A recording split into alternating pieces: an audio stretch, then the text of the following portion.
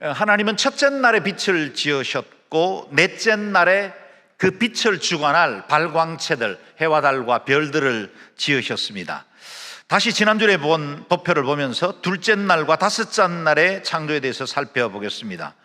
오늘 우리가 읽게 된 말씀처럼 둘째 날은 물을 나누시고 그 물 가운데 궁창 하늘을 여셨고, 다섯째 날 하늘과 물에서 살아갈 새와 물고기를 지으셨습니다. 먼저 영역을 만들어 주시고 그 안에 주관하게 될 생물들, 피조물들을 두신 것입니다.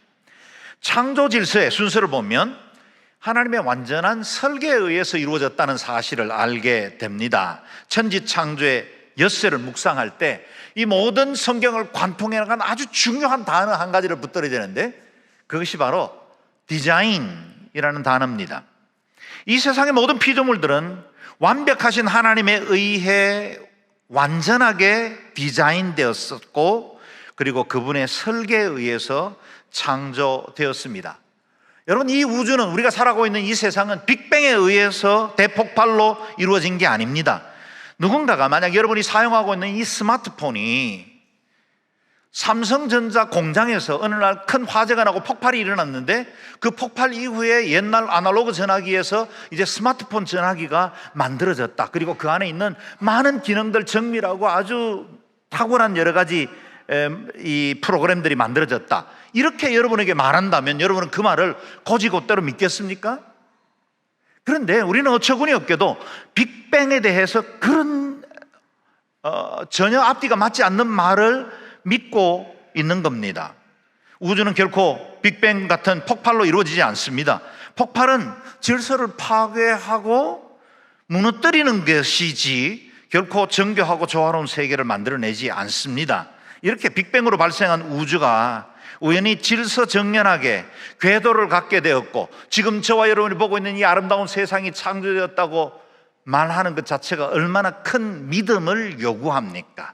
폭발된 회사에서 스마트폰이 나왔는 것을 믿는 것보다 더 어려운 믿음이라고 할 수 있겠습니다.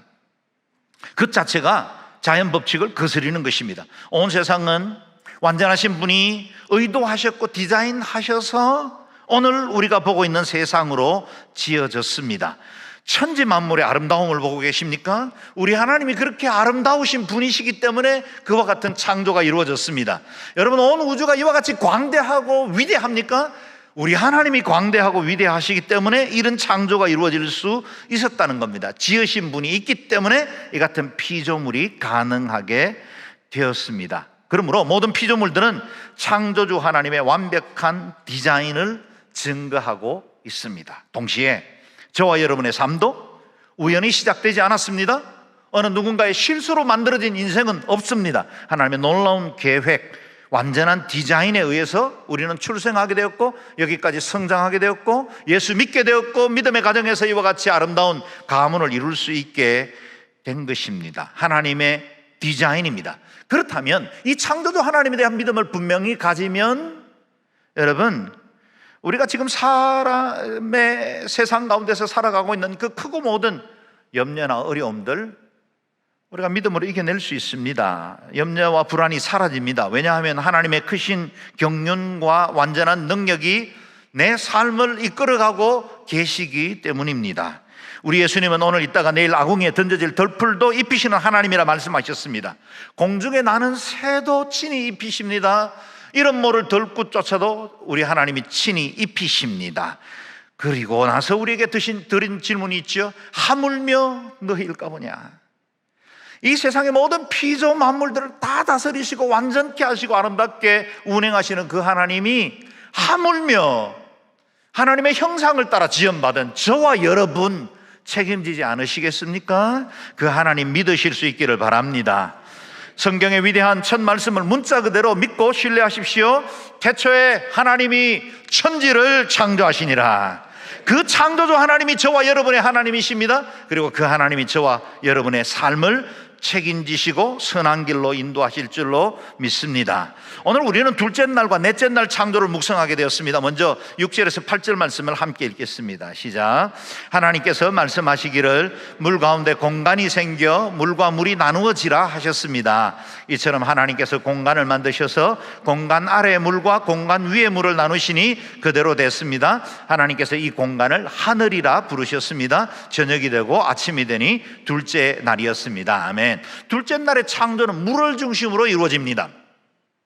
인간을 비롯한 모든 생물들은 생명을 유지하는데 절대적으로 물이 필요합니다.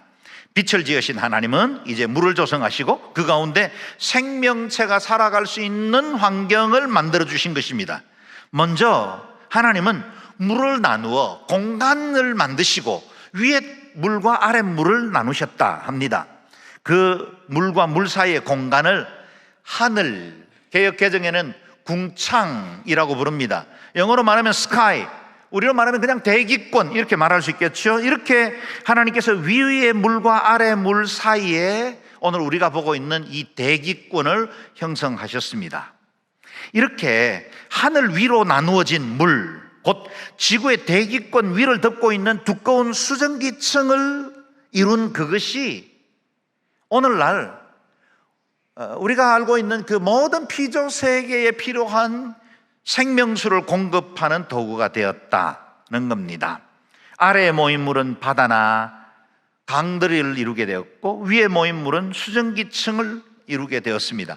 이 대기권을 둘러싸고 있는 두터운 수증기층은 유해 방사선을 막아주고 태양열을 최적의 분량만 통과시켜 주어 지구의 온도를 일정하게 유지시켜 주게 되었습니다.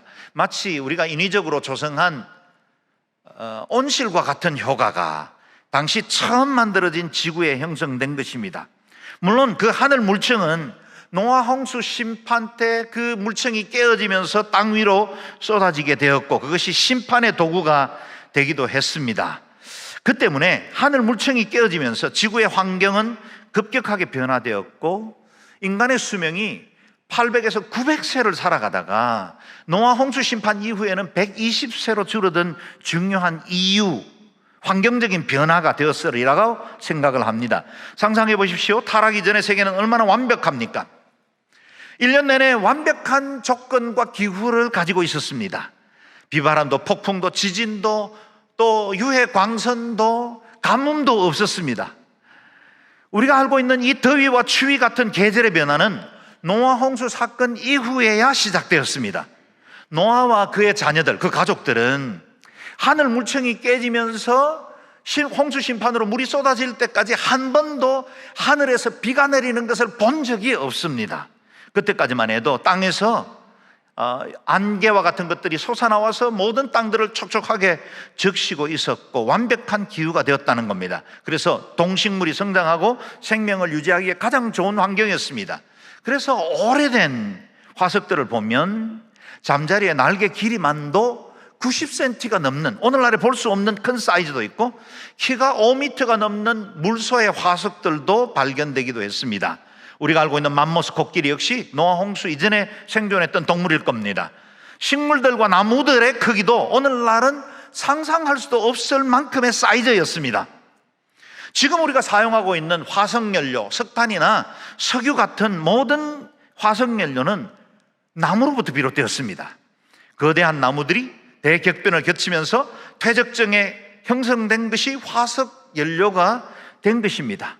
이렇게 온 지구 백성들이 다 사용하고도 남을 만한 엄청난 매장량을 가질 수 있으려면 그 이전에, 대격변 이전에 그만큼의 수많은 나무들이 존재했어야만 했고 오늘날 우리의 환경으로는 볼 수 없는 어마어마한 숲들이 이루어졌어야만 했다는 이야기입니다. 창조의 둘째 날에 이루어진 이 궁창 위의 물층이 동식물의 성장에 가장 완벽한 환경을 제공했고 그것에 의해서 노아 홍수 심판 이전에 이와 같은 세상이 이루어질 수 있었다는 겁니다. 한편 아래에 모인 물은 바다를 이루었고 우리가 알고 있는 대로 지구의 70%가 물로 채워졌습니다. 그 물은 해수와 담수로 또 나누어지고 그 가운데 수많은 종류의 물고기들이 살아갈 터전을 갖게 된 것입니다. 하나님은 땅 위에 물을 두셔서 모든 생명체에 필요한 물들을 공급하게 하셨습니다. 에덴 동산에도 4개의 발원된 강이 있었고, 우리가 알고 있는 4대 문명의 발상지도 모두 강을 중심으로 이루어졌습니다. 물이 없는 세상, 물이 없는 생명체 존재할 수 없죠. 이렇게 윗궁창과 궁창 위의 물과 궁창 아래 물을 나누어 공급해 주심으로 모든 생명체가 살아갈 수 있는 좋은 환경을 창조해 주신 것입니다. 그리고 5째 날에 하늘궁창과 물속에 살아갈 생명체들을 창조해 두셨습니다. 20절 21절 말씀을 같이 읽겠습니다. 시작. 하나님께서 말씀하시기를 물에는 생물이 번성하고 새들은 땅 위에 하늘에서 따라다니라 하셨습니다. 하나님께서 큰 바다 생물들과 물에서 번성하는 온갖 생물들을 그 종류대로, 온갖 날개 달린 새들을 그 종류대로 창조하셨습니다. 하나님께서 보시기에 좋았습니다. 아멘. 물에는 수많은 물고기, 수중 생물들이 살아갈 수 있는 환경이 제공됐습니다. 적합한 온도와 염분과 미생물들이 준비되었습니다. 하늘에는 모든 종류의 새들이 날아갈 수 있도록 알맞는 기압과 중력이 세밀하게 설계되었고, 그들에게 필요한 먹거리와 공기와 산소 중에 공기 중에 산소들까지도 정확하게 농도를 포함시켜 준 것입니다. 공기 중에 산소의 비율은 21%라고 합니다. 조금만 더 많아도 조금 더 적어도 우리는 생명 유지가 쉽지 않습니다. 누가 이렇게 최적의 비율로 이 땅에 모든 생물들이 존재할 수 있는 환경들을 만들어 놓으셨을까요? 그것이 바로 디자인입니다. 하나님의 그 완전하심으로 설계된 세상이 아니면 우리와 같은 세상 존재할 수가 없습니다. 그러므로 이런 오묘한 세상과 신비한 생명체가 우연히 만들어졌을 것이라고 생각하는 것 자체가 얼마나 큰 믿음을 요구합니까? 이 세상의 우주와 생명체는 우연의 결과로 만들어진 것도 아니고 수십억 년의 시간 때문에 조성된 것도 아닙니다. 하나님의 의도에서 정확한 그분의 계획으로 창조되었고, 그것이 설계에 따라 오늘 우리에게 존재된 것이라 하겠습니다. 여기서 우리가 주의 깊게 묵상해야 하는 단어가 하나 있습니다. 그것이 바로 종류대로라는 말씀입니다. 하나님은 하늘에 나는 새도 종류대로, 물고기에 헤엄치는 물고기들도 종류대로, 존재하는 모든 것을 각각 종류대로 지으셨다 하십니다. 종류대로 지으셨다는 말은 다양하게 지으셨다는 말이요, 또 서로 다르게 지으셨다는 뜻입니다. 진화론자들은 미생물 아주 단세포로부터 그 세포들이 분화되기 시작하고, 그것이 점점 더 복잡한 과정들을 거치면서 다세포로, 그리고 또 오늘 같은 생물들로, 그리고 진화해서 오늘 인간까지 이르렀다고 말하고 싶어 합니다. 그러나 여러분, 실제로 종과 종의 경계를 넘어서 중간 단계의 어떤 동물이 만들어지는 것은 불가능합니다. 그것은 자연 법칙에 맞지도 않고 과학적이지도 않는 주장입니다. 지구상에는 수십억 개의 화석이 존재하고 있고, 그리고 그 존재된 것들 중에는 전시되기도 하고 많은 사람들의 그 개인적인 물건으로 가져 있기도 합니다. 그런데 어떤 종과 어떤 다른 종 사이의 중간 단계를 보여주는 화석은 지금까지 발견된 적이 단 한 번도 없습니다. 갈매기는 갈매기 알만 낳습니다. 그 알에서 부화되는 것은 1년 전이나 1000년 전이나 5000년 전이나 똑같이 갈매기 알만 나옵니다. 넓은 바닷속의 물고기들은 수없는 자기들의 알을 산란시키지만 그 알들이 다른 종의 물고기의 정액에 반응해서 부화되는 일은 절대로 일어나지 않습니다. 하나님께서 설계하신 창조의 질서를 따르고 있기 때문입니다. 그 어느 물고기가 자신의 정액이 다른 물고기의 이 알에 반응을 해서 또 다른 물고기가 될 수 있단 말입니까? 그런 일은 있지도 않고 일어날 수도 없습니다. 다음 주일 동물의 창조에 대해서 강의할 때 제가 좀 더 깊이 나눌 계획입니다. 하나님께서 설계하신 창조 질서에 의해서 온 세상은 지금도 운행되고 있습니다. 하나님은 하늘과 물을 나누셨고 각 생물들에게 적절한 위치와 역할을 부여하심으로 피조 세계의 질서를 이어가십니다. 물고기의 영역과 새의 영역을 다르게 지으셨습니다. 자연 질서를 두신 것입니다. 그리고 각종의 생명들이 고유의 모양과 기능과 역할을 하게 하셨습니다. 고등어와 범고래는 다르게 지음받았습니다. 열대어와 문어는 생김새도 색깔도 그리고 모든 그 생김새도 디자인에 따라 다르게 지음받은 것입니다. 오리와 독수리가 같을 수 없습니다. 다른 위치, 다른 역할을 합니다. 창공을 날아 대륙을 넘어가는 기러기들도 있지만 사람 가깝기에서 늘 살아가는 비둘기도 있습니다. 각각의 창조주께서 부여하신 다른 질서를 가지고 살아갑니다. 모든 생물들은 창조주의 설계에 따라 위치를 지키고 창조 질서 안에서 조화롭게 살아가는 법을 알고 있습니다. 그렇습니다. 세상의 모든 피조세계는 서로 다르게 지음받았고 다양하게 지음받았습니다. 우리 인간들도 80억 가까운 사람들이 이 지구상에 살고 있지만 그러나 우리 모든 사람들은 서로 다르게 지음받았습니다. 우리의 성격과 기질과 성품 다 다릅니다.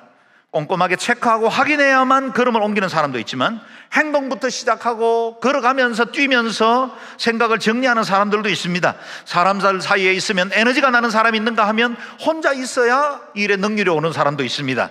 모든 것이 정리가 잘 돼야 편한 사람도 있지만 온 방을 늘어놓아야 편안한 사람도 있습니다. 우리는 서로 다릅니다. 다양하게 지음받았습니다. 그 속에 조화를 이루며 함께 살아가도록 공동체를 이루게 하신 것입니다.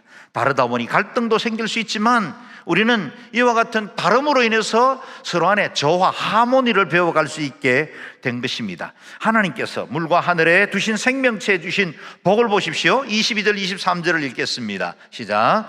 하나님께서 그들에게 복을 주시며 말씀하시기를 새끼를 많이 낳고 번성해 바닷물에 가득 채우라. 새들은 땅에서 번성하여라 하셨습니다. 저녁이 되고 아침이 되니 다섯째 날이었습니다. 아멘. 하나님은 당신이 지으신 모든 생물들에게 번성할 복을 주셨습니다. 물고기들은 한꺼번에 얼마나 많은 알들을 낳습니까? 또한 새들은 산란과 부화를 통해서 적절한 개체를 보존하고 있습니다. 연어가 민물에서 부화되어서 다시 바다로 들어가고 그 대양을 헤엄치며 3, 4년을 살다가 성체가 되었을 때 다시 자신이 부화되었던 그 민물천을 정확하게 찾아가 그곳에서 다음 세대를 이어가는 이 놀라운 신비, 이 경이로움을 보십시오.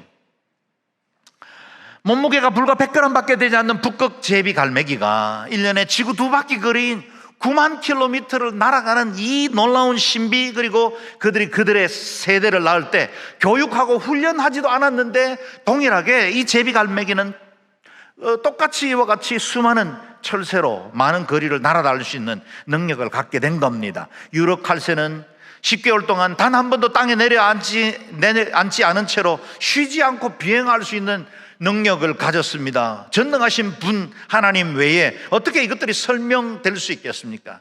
왜 사람들이 이 세상에 이렇게 설명되지 않는 것들로 가득 찰까요? 성경을 부인해서 그렇습니다.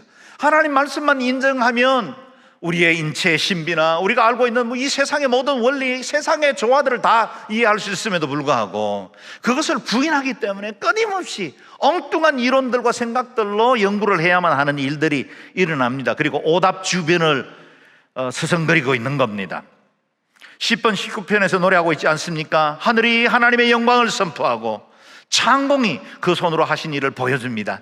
날이면 날마다 말씀을 쏟아붓고 밤이면 밤마다 지식을 나타냅니다. 여러분, 우리가 보고 있는 이 영종도의 아름다운 자연세계가 창조주 하나님의 그 신실함과 능력을 증거하고 있습니다. 그리고 날은 날대로, 밤은 밤대로 우리에게 하나님이 얼마나 신실하시고 완전하시고 조화롭고 천지 창조하신 능력 많으신 분이신지를 보여주고 있습니다. 사랑하는 여러분, 저와 여러분의 아버지가 이렇게 크고 위대한 분이십니다. 그런 아버지를 둔 자녀들이 이 땅에 잠시 있다가 사라질 것들 때문에 아등바등 하면서 살아가는 것 적합하지 않습니다. 교만이 아니라면 여러분, 세상 만사에 대해서 조금 깔보셔도 괜찮습니다. 이 땅에 가진 물질들, 명예들 조금 무시하셔도 괜찮습니다. 어깨 활짝 펴십시오. 걸음을 당당하게 걸어도 괜찮습니다. 우리는 하나님의 자녀입니다. 만유의 주이시고 온 세상을 창조하신 그 하나님이 내 편이십니다. 내 인생과 함께 하시고 우리를 책임지십니다. 이 둘째와 다섯째 날에 창조를 만지신 하나님의 평가가 무엇입니까? 하나님께서 보시기에 좋았습니다. 창조세계를 마칠 때마다 하나님은 반복적으로 좋았다고 고백하고 있습니다. 1장에서 7번이나 반복됩니다. 4절, 10절, 12절, 18절, 21절, 25절.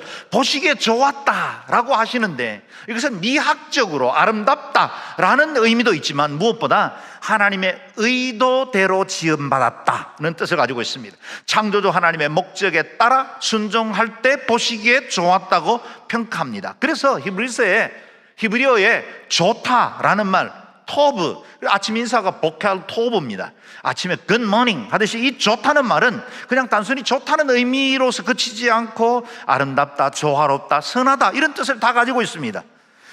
처음 세상은 하나님 보시기에 좋았습니다. 그리고 동시에 이것이 피조물에 대한 아버지 하나님의 마음입니다.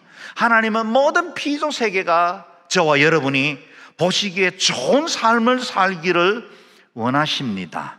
하나님은 당신의 자녀들이 행복하기를 원하십니다. 그래서 하나님의 자녀들에게 일어나는 모든 일에 선한 계획을 가지고 계십니다. 하나님을 사랑하는 자 곧 그 뜻대로 부르심을 입은 자들에게는 모든 것이 합력하여 선을 이룬다고 우리가 담대하게 고백할 수 있는 이유도 그 좋으신 하나님이 우리의 하나님이시고, 그 하나님은 언제나 토브, 좋은 세상으로 우리를 빚어가시기 때문입니다. 그렇다면 합력하여 선을 이룬다는 말이 무엇일까요? 여기서 말씀하시는 선은 도덕적 개념이 아닙니다. 하나님의 뜻이 이루어진 상태를 의미하죠. 우리가 보기엔 아직도 어렵습니다. 여러 가지 질병도 들었습니다. 고난받고 있습니다. 아직 문제가 해결되지 않았습니다. 그런데 만약 내가 그런 과정들을 통해서 하나님을 더 깊이 알게 되었고 주님의 온전한 제자로 살기 시작했다면 그것은 하나님의 뜻이 이루어진 것입니다. 보시기에 좋은 것이 된 것입니다. 그렇다면 우리 삶의 모든 일들은 반드시 선을 이룰 것입니다. 하나님께서 우리의 삶을 위한 완벽한 디자인을 가지고 계시기 때문입니다. 그러므로 하나님께서 지으신 목적대로 살기로 결정하십시오. 한 번밖에 없는 생애입니다. 그리 길지 않는 기회입니다. 하나님의 나라와 복음을 위해 우리 자신을 드리고 하나님께서 우리를 지으시고 이 땅에 두셨을 때 원하셨던 그 뜻을 이루어가는 자로 살아 하나님이 보시기에 좋은 인생 되시기를 주의 이름으로 축원합니다. 여러분은 창조주 하나님을 믿으십니까? 아멘. 하나님께서 말씀하십니다. 하나님 보시기에 좋았더라. 일평생 하나님 보시기에 좋은 복된 인생으로 살아가시기를 주의 이름으로 축원합니다. 아멘. 기도하겠습니다.